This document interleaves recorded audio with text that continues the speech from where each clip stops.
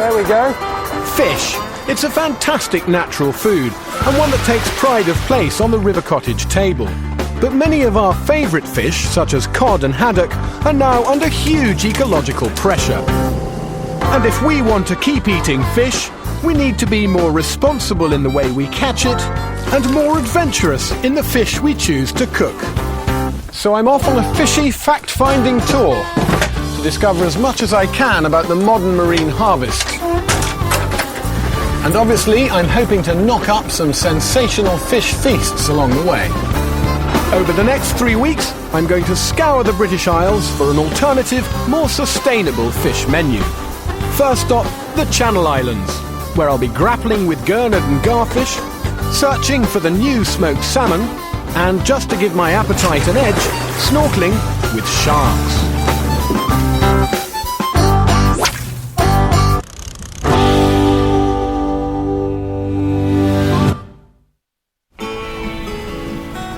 My fishy fact-finding foray starts in Weymouth, Britain's busiest angling port. And to help me put some fish on the plate, I've teamed up with a couple of old fishing pals. How are you? Very nice to see you. Yeah. Very excited I am. All right, Pat.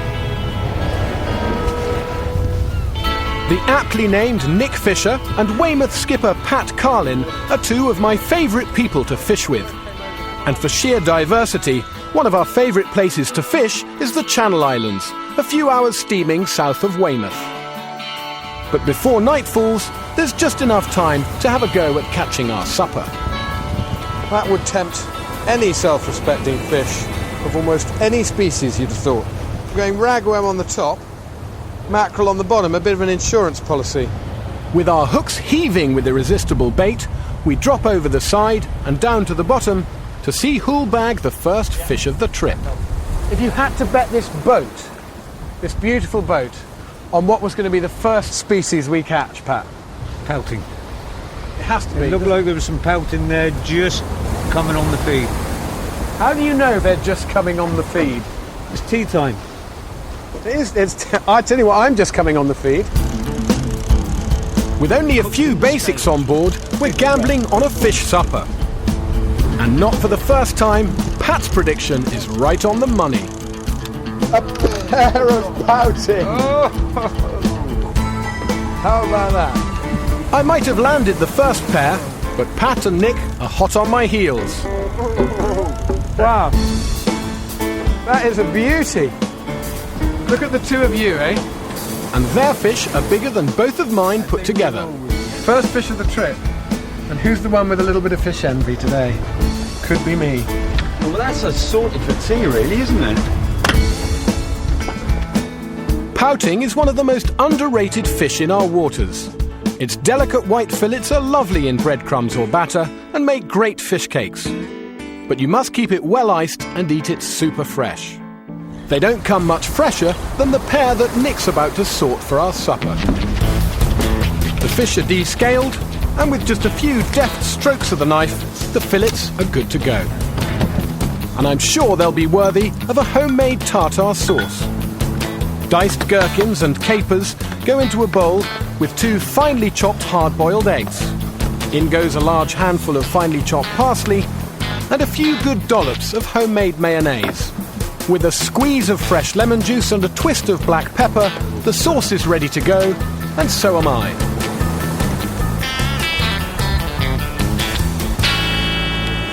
Anglers are often very disparaging about pouting, mainly because it's a fish that they keep on catching whenever they're trying to catch something else. But as far as the eating goes, it's actually seriously underrated. It's a member of the cod family with lovely white, delicate flesh, and certainly extremely worthy of the time-honoured egg and breadcrumb treatment. The fillets are first rolled in well-seasoned flour, then dipped in beaten eggs and covered in a good layer of fresh breadcrumbs. They go into a shallow frying pan of hot oil for just a few minutes on each side until they're nicely golden brown. That looks crispy and delicious. Not bad for the trashiest fish in the sea, is it? Absolutely. With tartare sauce on the side and a wedge of lemon, it's time to tuck into our first fish supper of the trip. Oh, that's fantastic. Great tartar sauce as well. What do you think, Pat? Gorgeous. Hard to understand when you taste that why pout is not a more popular eating But it's fish. so fresh. I mean, that we've got that at absolute peak condition. I can't think of a better way to set the agenda for finding out some more about some fish we don't eat much. And if that's the worst one we're going to eat, Then we're laughing. yeah, I'm not unhappy. The pouting's soon polished off, and we're away to our bunks to dream of fish to come.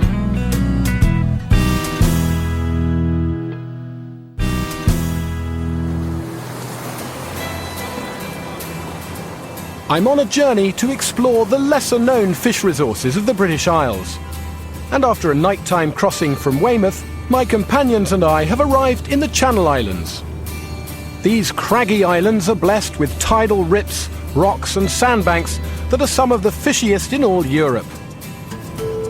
I'm hoping we'll catch some unusual but delicious species that aren't always appreciated elsewhere in Britain. But before we go fishing, we need to get some supplies in. So Nick and I have disembarked to recce the island for various goodies. I've got an appointment with Guernsey biker Rob Steen, and if there's one thing he loves almost as much as his Harley Davidson, it's his local produce. So leaving Nick to check out the town, I'm in for a high-speed shopping trip in pursuit of fresh fruit and veg for the boat's galley. Guernsey has a long and trusting tradition of hedge veg, garden surplus grown by the islanders and sold on unmanned roadside stalls. Well, hey, this looks good. Some nice looking stuff here. Yep. Good broad beans. Lovely. You help yourself, I'll need a few of those. do the maths, It's got all the 50p. and put your money in the honesty box. That's the box. Yep.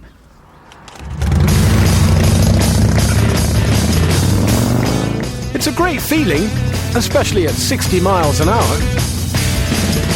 There you go. Beautiful. I think we're buying, aren't we? I think so, Hugh. And with a stall round almost every bend, we're spoilt for choice.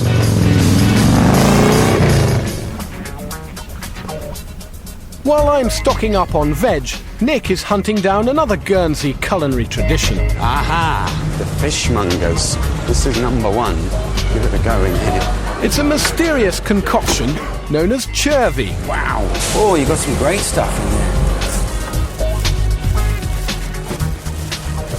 Gold dust. Look at that! Chili flavoured oil. You know, I'd be tempted to put a little bit of that in. Ooh! A blender. Back at the harbour, my veggie haul is on its way to the galley, and I'm about to find out the secrets of a classic Channel Island chervy. First, chop your not very fresh fish, skeletons and heads, into bite-sized pieces. Dream of going seafood. Then pound together the fish, brine and chili oil with a giant pestle and mortar. Transfer some of the mixture into a blender. It's delicious. Stir this fishy puree back into the rough mixture Just get it in. Just go on. and leave to stand in a warm place for half an hour to fester. Finally, decant into an old onion sack and throw the whole lot overboard. Thank goodness it's not on our menu, but we're hoping that the fallout from this gourmet ground bait will prove irresistible to one particular species of fish. I'm targeting garfish in a very focused way. Yeah. Okay? Yeah. The garfish, or longnose, may look scary, but its light, oily flesh makes a great alternative to mackerel. Found throughout the UK, it's rarely caught commercially, as its bright green bones are often viewed with suspicion. But here in the Channel Islands, it's long been a respected eating fish, and we're keen to have a go at catching and cooking some ourselves.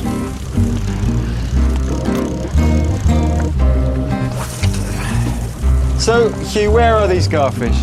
I mean, we're giving it all we can. Yeah. What does that tell you? Something wrong with your Chervy? Ah, look. What do you got there? Hey! Oh, but here comes another one. Whee! Oh, yeah, I've had one of them. You've had one of those? Yeah. 2 different species. Yeah. But after 2 hours of catching nothing but seaweed, we need a change of tack. So we head to the harbour in search of inspiration. Many of Guernsey's garfish are caught from the shore. Hello! Any garfish? And when we arrive at the main pier looking for a few friendly tips, the local gar-fishing prowess is already on display. Hey! Well. Wow, that's one more than we caught, isn't it? With no further invitation needed, we're up on the pier to learn from the locals. Hey! Was that you we saw reeling in that garfish? Yeah, I've got 2 so far. You've got 2? Oh, wow. Now, are they average size for here, or are they small, or...? They're about average. A good one's over £1. It's quite... Look at even the scales Yeah, go I know, that they're green-blue amazing. colour, don't they? They stick like glue. And when you do eat garfish, how do you normally cook them? Grill them. Grill them. Whole or filleted? No, well, cut the head off.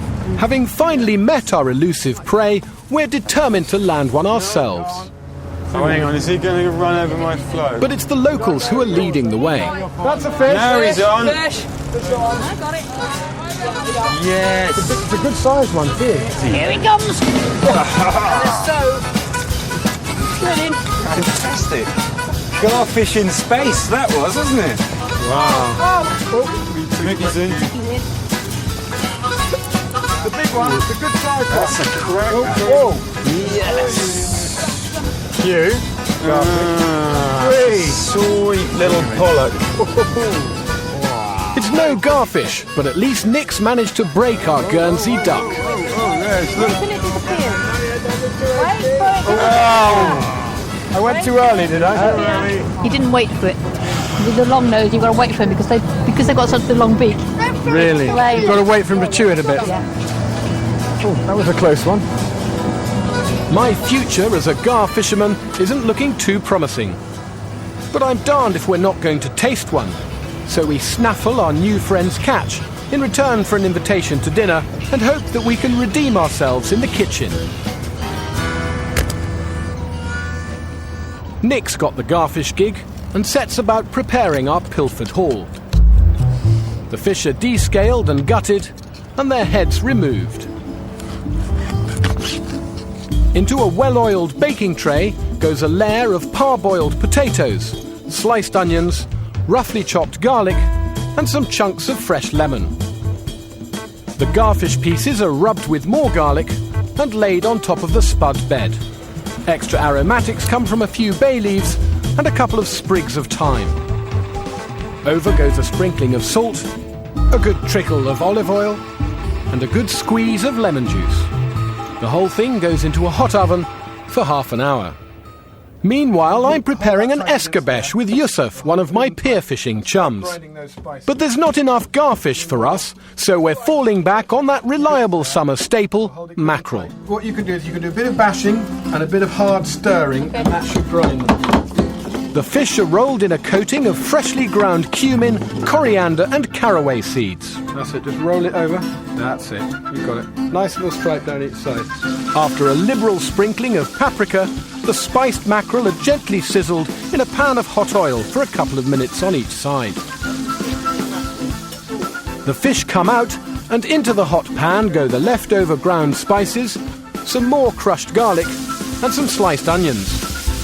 A few bay leaves go in, along with another pinch of the 3 spices. What are they called again? Cumin, coriander, and caraway. Brilliant. Along with a glass of wine, a pinch of sugar and salt, and a slug of cider vinegar. This aromatic, piquant sauce simmers for just 5 minutes before being poured hot over the mackerel and left to finish cooking them as it cools down. And that, Yusuf, is the finished dish. Escabeche of mackerel. Especially smells really, really nice. Our dinner guests are no strangers to mackerel or garfish, but I'm hoping that they might not have had them done quite like this before.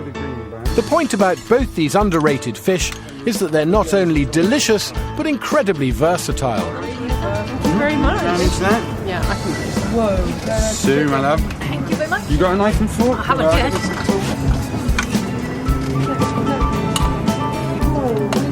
You can just eat a little bit. Right then. Much whiter than mackerel, isn't it? Yeah.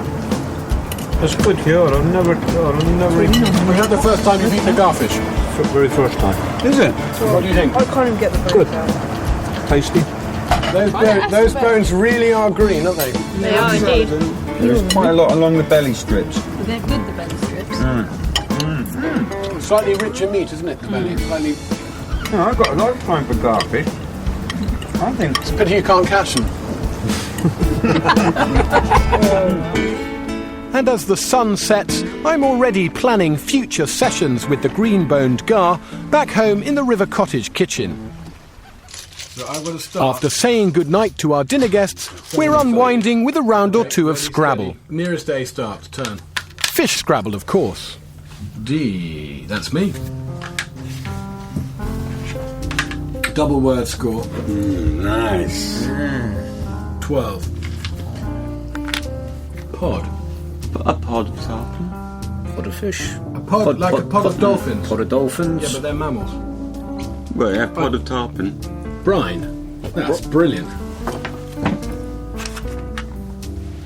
Krill. That's a class. Very nice. I think bunk is pretty spurious. Where are you going to sleep tonight, Hugh? On a bunk on a boat, but I mean, And what kind of boat are you on? a catamaran And its purpose?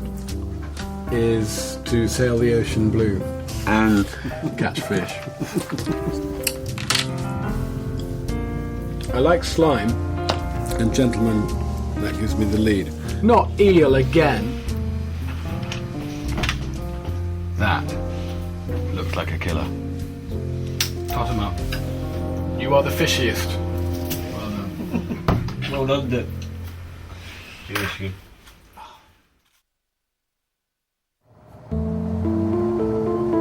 Next morning, we're planning an early start to the day's fishing. But an impenetrable channel fog has swallowed our boat.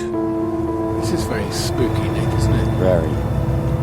Can you just see the shape of a boat through the mist there? It's all A very yacht, Mary I think. Celeste, isn't it? Absolutely. We might even go back into the wheelhouse and find Pat's gone. There's just a smoking roll-up in the ashtray. He's disappeared. As the fog finally clears enough to get our rods out, we spot a totally different kettle of fish heading straight for us. Look at that. Yeah, superb. It's a basking shark, a 4-ton feeding machine. In early summer, these sharks often appear in the channel with one thing on their minds: dinner. Do you know what? I quite fancy getting a wetsuit on, a mask and snorkel, and seeing how close I can get. Really? At up to 30 foot long, the basking shark is the second largest fish in the world, pipped to the title only by the whale shark. I've never swum with anything this big, and as I slip into the water, I can't quite stop my heart from pounding.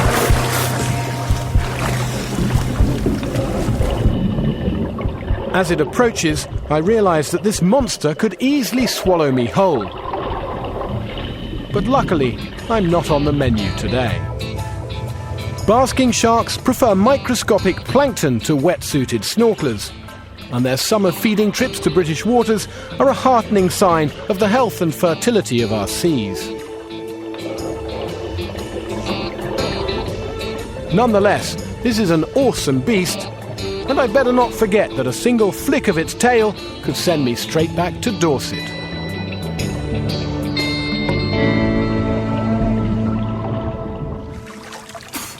Fantastic! That was absolutely brilliant. He's vast. Absolutely vast. Is that the first time you've been down with a basking shark? It's the first time I've been down. It's the first time I've been that close to any shark. Absolutely brilliant. An inspiring sight, and I can only take it as an omen of the all-round fishiness of our time here. I wonder what's next on the menu. Superb. Really, really enjoyed it. Cheers. Cup of coffee? Yeah, I love it. Cup of tea. You need a Cup bit of of tea. warm up, mate.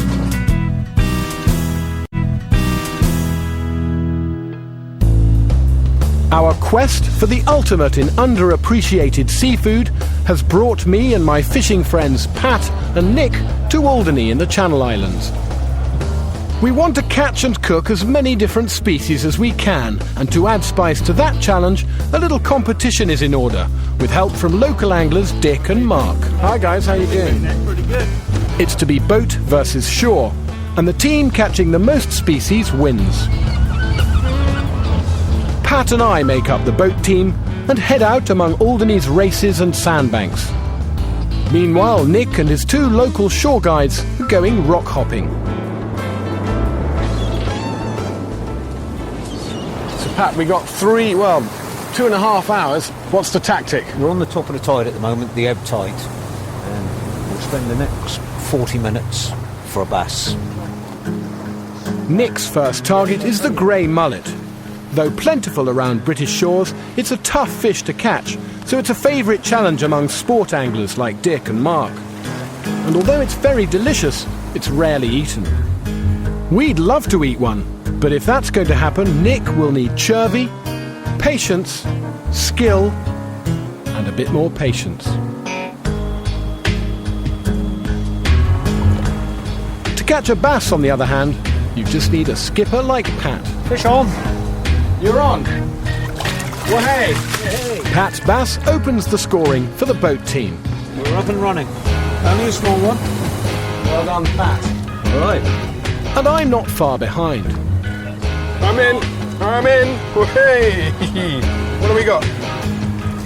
It's a pollock. It's a pollock. Things are much quieter on the shore, so Dick's going out on a rocky limb in pursuit of the elusive mullet. I'm in. Oh, yes. Two species up, and we're scouting for a pouting.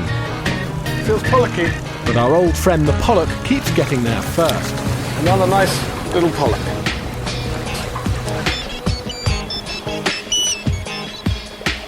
Had a mullet gloat line. This is the bass and pollock float line. Mm-hmm. Pat has been very clever and he's got us among the fish. And he's winkled out a lovely bass himself. And I've winkled out... In fact, I can't stop catching pollock. We're trying to catch a pout to get another species on board.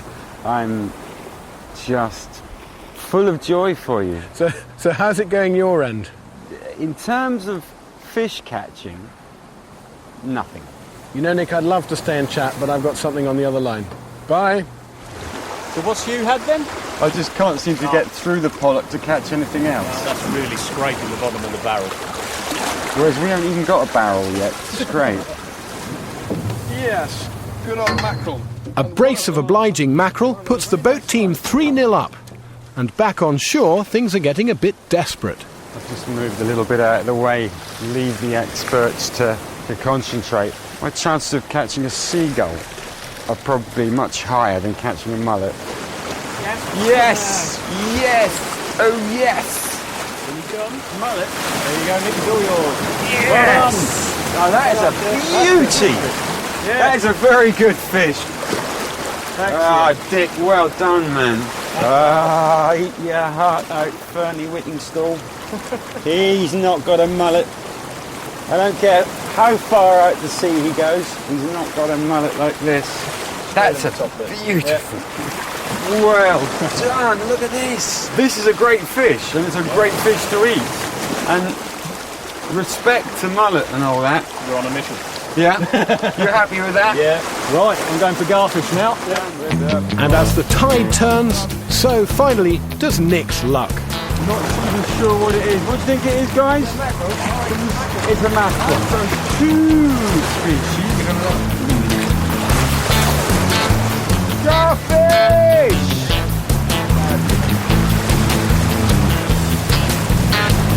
Come on, you mullet, come on. A last-minute flourish from the shore team draws the contest to a close, and as both teams head back to harbour, it's looking like a very tight finish. Hey, well, you've all got big grins on your faces. Sure we have. Oh yeah. Well, hey. So I've got a bucket. Good. We've got a box. You've got a cool box. I'll spill our catch on the quay. There we go. That's a good attempt. That's getting close. Yeah, it's close, yeah. So what have you got in your box? Because this was a mullet day, so we've got Oh, my God. a big Oh, my mullet. God. That's an absolute beauty. A big mullet. Oh, that is spectacular. We've got a garfish. I don't think you've got any garfish down there, have you? And we've got a mackerel too. Oh, In fact, we have to be perfectly honest. We don't just have one mullet. Both of our mullet maestros delivered the goods. I must say, that is a fantastic catch from the shore. Just look at that. Look. So, how many species? Three. And how many species have we got? There's three there. Okay. No way. Pull that out of the sandy bucket. And No. That is a genuine Alderney launce. Yeah. This was caught wriggling on the end of a mackerel feather when we were dropping for the mackerel. 6 hooks. Yeah, we're only fishing one hook at a time. We are. It was. How much say? I think it was an open contest. No rules. There was nothing open about it. The only thing open about it was all the sea around your boat. We may have won by a launce, but launce, mullet and pollock aren't the most valued trio in the kitchen. But resourcefulness is second nature on Alderney, and we've heard of a resident Scotsman who might just help us turn these less fated fish into something special. Absolutely brilliant. John Craig has constructed Alderney's finest amateur fish smoker. This triumph of salvage upholds an ancient tradition of cold smoking fish to preserve it. Though in these days of fridges and freezers, we smoke fish for pleasure more than practical necessity. You can see the smoke is starting to issue out here, and it runs along here on this pipe, and it cools as it gets towards the end there, and you end up with cold smoking. So you mainly Lightly salted fish, whole or in fillets, is placed in the chamber and immersed in the cool smoke for several hours. This completes the cure and gives it an irresistible smoky flavour. Wow. The pollock, yes, they are. Beautiful. Can I just have a... Of course. I mean, they really are quite cool. They look wonderful, don't they? Beautiful golden colour. 3/4 done, I should think.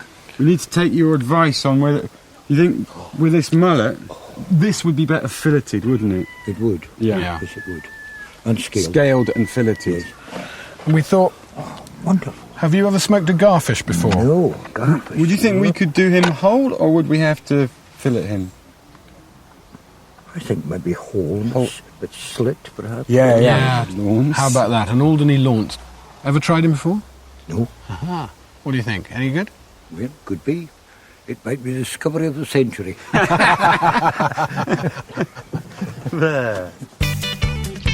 Nick and I get to work filleting, descaling, salting and stacking our unorthodox catch, ready for an overnight cure in John's smoker.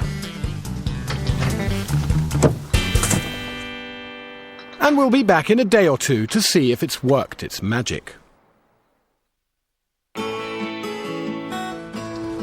The following morning, our non-fishy supplies are running low. Vegetables, otherwise we might get scurvy.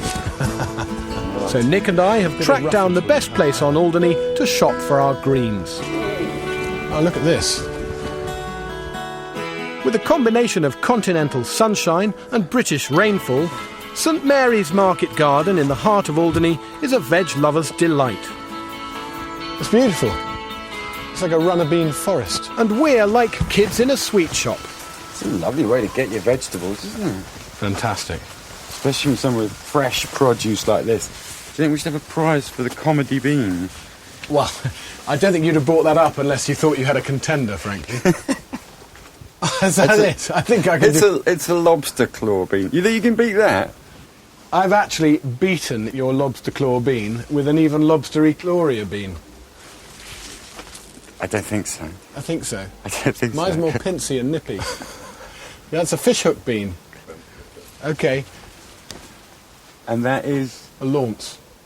That's quite good, actually.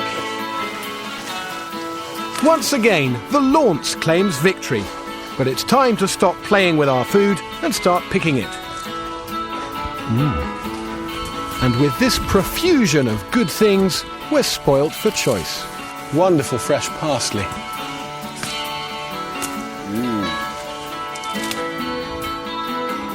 No, you did well, didn't you? Nice onions. Really good. We've got lots of goodies here, Brian, but we haven't been very rational. This is all herbs. Do you need to weigh those? No, that'll be fine. We do them by the bunch anyway. So Do you? How many bunches is that? We'll call that 2 bunches. 2 bunches? I think you're being very generous. Very generous. What about the beans? Do you do them by the bunch? Well, they're by the pound, so we'll do. You've got about a pound there. Well, he's got about the same. I've got about the same there, so that's 2 pounds. Okay. And how many courgettes has he got? You've got 2 pound of courgettes there. And onions? And 2 pounds of onions. Isn't it amazing that everything we've got weighs exactly 2 pounds? It's just easier in the head, isn't it? It's easier on your head. I'm not sure about my head. What do you think? You're going to give us a grand total? I'm going to give you a grand total of 450. Wow. Really? Yeah. Bargain. Bargain. Right. Excellent. Lovely. Not sure I've got 450 actually. Veg in hand, we're back on board in search of more lovely fish for tonight's supper. Oh, yes. And Nick's hooked himself a spectacular specimen. What is it? It's a gurnard. Wow. Look at that. What a fish. Red gurnard is another classic example of an abundant but underrated species. Well done. Very nice. Despite its exotic, almost alien appearance, it makes fantastic eating, and we'll take all we can get. Hey, it's Gurnard City. Pretty much a matching pair. So we are. Got a bream here, Hugh. Have you just? Sea bream, loved by the French, but still not widely appreciated in Britain. Wow, that's a lovely fish, isn't it? I reckon sea bream or black bream is about as good as sea fish gets. And with a brace of them to go with our trio of gurnard, we're all set for dinner. Now the gurnard is something that's never particularly been popular on the fishmonger's slab, never been that popular with chefs. It lives on the bottom, it's a bit ugly. Anglers have always caught them and not necessarily really known what to do with them. But it's a lovely fish with a tremendous amount of top quality meat on it. Gurnard is an outstanding fish with firm, rich flesh somewhere between monkfish and bass. It holds together in soups and stews, but is also delicious foil-wrapped and baked whole. It's generally a real bargain, though it may not be for long. So I'm just snipping off all the fins and spines, and you can see why you'd want to get rid of that. The fins off, the nasty points off those gill plates just snipped off, and a good scrub with the descaler.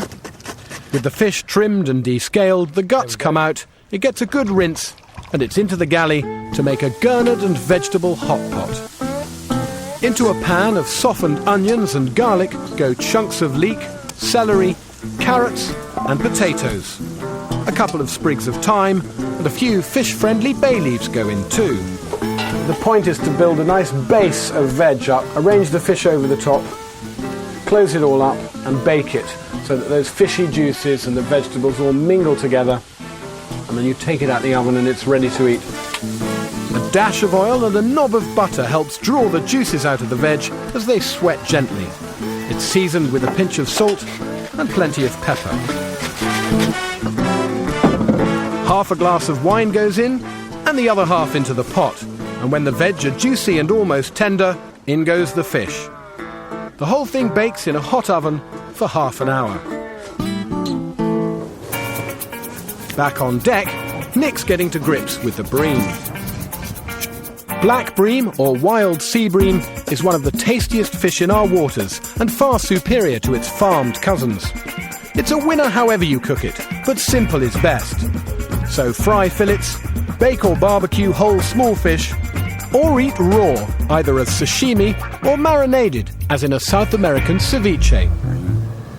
For this, the fish are filleted, skinned and sliced, then covered in a marinade of lime juice, which starts off a kind of cooking process. Orange and lemon juice complete the citrus marinade, and then into the mix goes finely sliced celery, some chopped spring onion, a few slithers of freshly chopped chili, and a sprinkling of coriander leaves. Finally, a pinch of sugar and salt, and it just needs to stand for an hour to let that marinade work its magic. Ceviche Maestro. First course. Superb. It looks beautiful, Nick. And you've got to have lots of the It looks beautiful. lots of the marinade with it as well, and drink that afterwards. Have you had this before, Pat?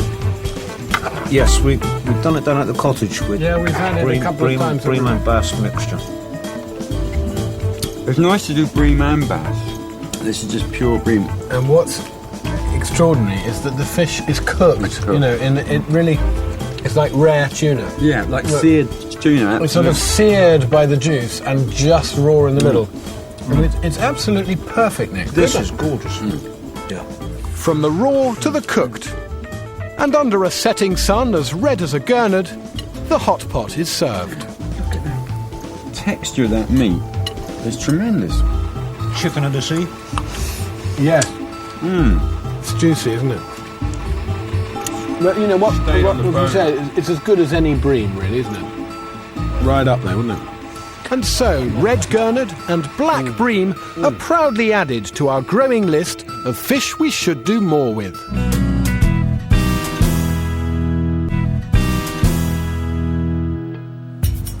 I'm on the Channel Island of Alderney, searching for lesser-known foodie riches from the sea and for the best ways of making them taste great.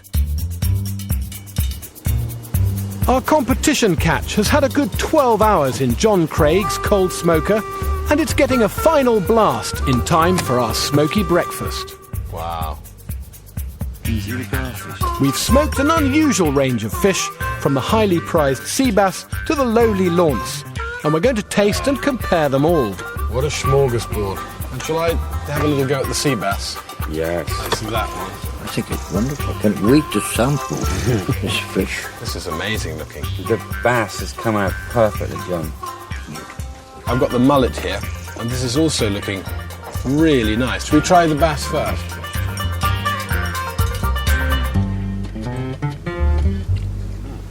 I think that's lovely. Very delicate. The luxury bass tastes as good as it looks. Well, so marks out of 10 for the bass? Very high, I think. 9. Yeah. 9, I'd go along with that.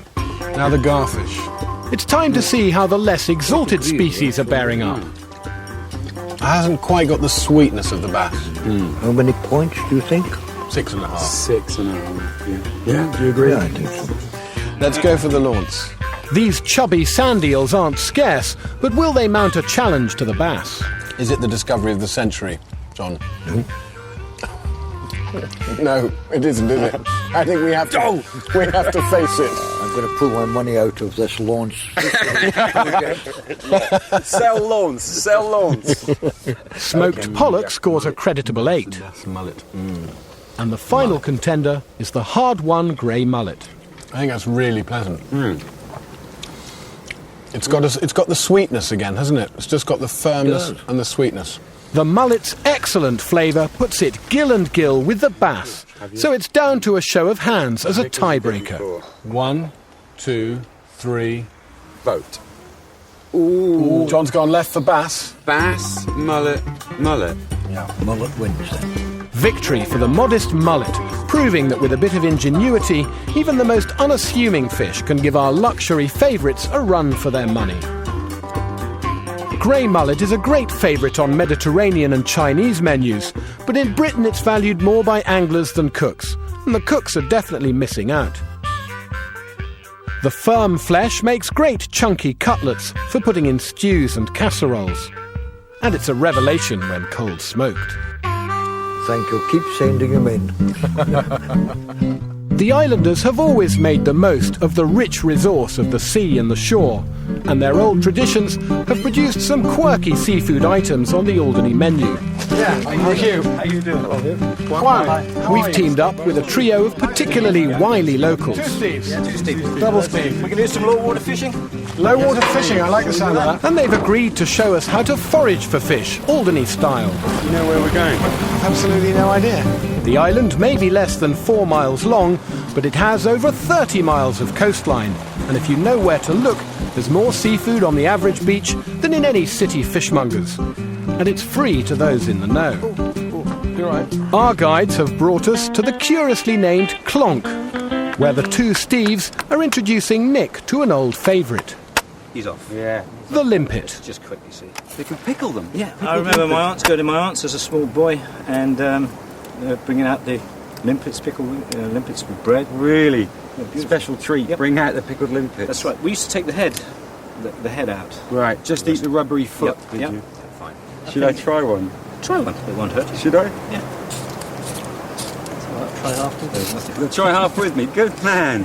The limpet is a plentiful but largely unloved seafood. It's found on rocky beaches everywhere, and provided the water's clean, it's an instant raw seaside snack. It's quite nice actually. Salty. It tastes of iron and... It's like sweet taste to it. Also. It has. Not bad at all. I've teamed up with Juan, the local marine biologist, who brings a touch of Spanish shellfish savvy to the beach. With most of his rock pool finds, Oh, look at that. it's a toss-up between studying them It's the anemone. and swallowing them. We can't eat that, can we? It's a special dish in Cadiz, actually. It's, Really? it's That's a where really- you're from? That's where I'm from the south of Spain, Cadiz. In Spain, we call it ortiguillas. Okay. Ortiguillas mean the stinging nettles. Ah, it's like stinging nettles. Yeah. Oh, Because it And- stings when they're alive. will you get stung in the mouth if you eat one? No, You sure? absolutely. That I would really like to try. With a few more of these snake-lock anemones in the bag, we've assembled the makings of an unusual alfresco lunch. Nick and the Steves have got to work cooking the limpets in their own shells in a garlic and parsley butter. Juan is preparing a Spanish-style limpet stew with a base of garlic and onion, tomato, peppers and chorizo. I'm on anemone duty. They're simply rolled in seasoned flour and dropped into sizzling hot oil. Wow. Steve, how excited are you about the anemones? Not very excited. Very good. Not very excited. Thank you. Okay. How are they? Oh, I'm gonna like that. Something else. Extraordinary. It's almost tomatoey. That's really nice.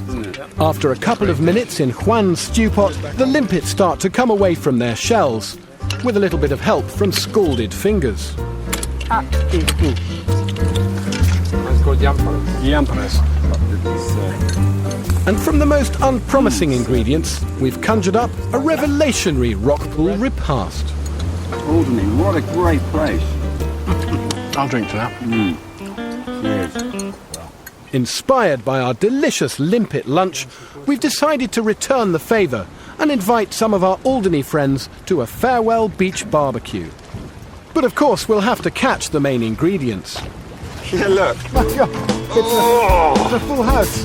Blimey, look at them. Line-caught mackerel is the feel-good fish. It's sustainable, delicious, highly versatile, and full of good healthy oils. It has to be eaten super fresh, and it's usually excellent value. And when it's this fresh, Very tasty. it's perfect for two of the dishes I want to make for tonight's beach party. This is a wonderful, highly aromatic Oriental dish, based on a Japanese recipe for salmon.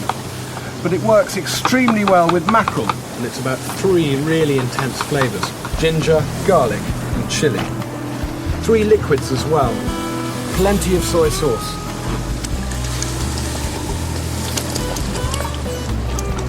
Vinegar. That's where the sour comes in. And a good splosh of apple juice. That's just to add a little bit of sweetness and a little bit of fruitiness, and also just to sort of dilute the vinegar and the soy, otherwise they'd be too intense. Right, now the fish go in. Lovely fresh mackerel. Just taking the heads and the tails off, which means the guts come out really easily, and a good sprinkling of sugar. So far, what we've got in here is going to make my mackerel sweet, sour, and highly aromatic. But the one thing it's not yet is hot, and that's where this comes in. 1 whole red chilli, 1 whole green chilli. That's really hot. That's a nice warm fruity one. And lethally, a little dried one goes in as well. While my mackerel is simmering away in the galley, a final flurry of fishing adds to the haul for our barbecue. Then it's back to shore to celebrate the last evening of our Channel Island jaunt. While Nick's on barbecue, I'm preparing another of my mackerel favourites. I'm stuffing them with salsa verde. Classically, salsa verde is a salsa or sauce. but I'm actually going to use it as a stuffing today. I'm going to spread it on the inside of my mackerel fillets, which are going to be prepared in a rather cunning way. I'm starting with a piquant base of finely chopped garlic, capers and anchovies. The body of my salsa comes from a generous helping of parsley and a good few leaves of basil and tarragon too. It's all blended with a squeeze of lemon, vinegar and a dollop of English mustard. The salsa's actually going to be a stuffing, so I add only enough olive oil to make a firmish paste. Fantastic smells coming off the barbie, Nick. With Nick's char-grilled bream and bass looking irresistible, I'm preparing my mackerel for its salsa verde stuffing. The key is to take a fillet from each side of the fish, but leaving the two fillets joined at the tail. It's a nifty trick, but not hard. After removing the spine, you just need to trim out the small bones along the edge of the belly. Those cheeky little belly bones. Finally, remove the central pin bones by cutting a V-shaped groove down the middle of the fillet. And the fun thing is, you're left with these little cavities running down the middle of the fillets. And that, of course, is the perfect place to put your stuffing. With both sides stuffed, the fillets come back together and the fishy parcel is secured with a couple of ties of string. Now, I admit that there's a certain amount of fussing and fiddling involved with that, but the joy of this is that once you've finished, there isn't a single bone left in the whole fish. The parcels go into a hot pan for a couple of minutes on each side, and with Nick's barbecue fish crisp to perfection, our feast is ready to serve to some of the delightful people who've made our stay on Alderney such fantastic fun. It's lovely to have you all here. So I'd like to try one of these. How do we do this? Just spray that into a second. Who else is ready for a stuffed mackerel? Salsa verde, green herb. There you go. Swap a blank one for. Go for it. Go for it. Here we go. You ready for a bit of that, Pat? My Japanese-style slow-cooked mackerel brings a touch of hot and sour eastern spice to the party. Simmering away on the boat. We haven't put a finger in the pot. Something, a little bit of spicy mackerel. We'll try in a minute. Steve, what do you... Absolutely wonderful. For a beach barbecue celebration, you can't beat super fresh fish.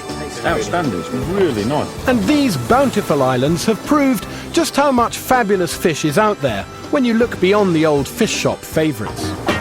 Next week, my fishy adventures continue, and I'll be heading north to Scotland and the Inner Hebrides. I'll be ducking under for a sustainable harvest of shellfish, trying out a nifty Scandinavian trick on a side of farmed salmon, and attempting to reinvent fish and chips for the Isle of Skye pipers. Hello, who's the battered pollock?